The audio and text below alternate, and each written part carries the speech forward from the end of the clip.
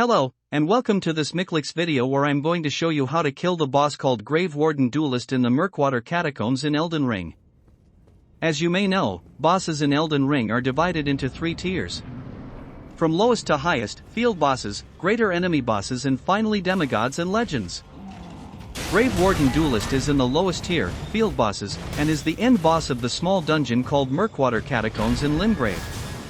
Like most lesser bosses in Elden Ring, this one is optional in the sense that you don't need to kill it to advance the story.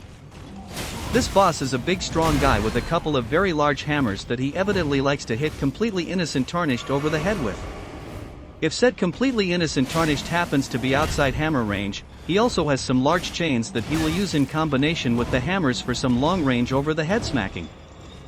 Fortunately, we all know who the hero of this story is, and no number of chains and hammers are going to keep you and the sweet loot separated for long.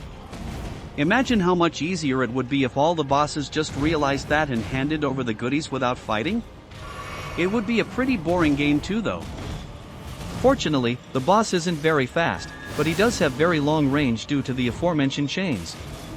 I found that jumping heavy attacks were quite effective at getting a big hit in between his swings, and other than that, just take your time and bait out his attacks before you strike back.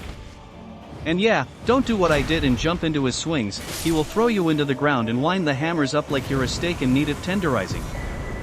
Anyway, this is the end of this Warden Duelist video. Thanks for watching. Hammer time can be good or bad. Depends on which end of the hammer you're at.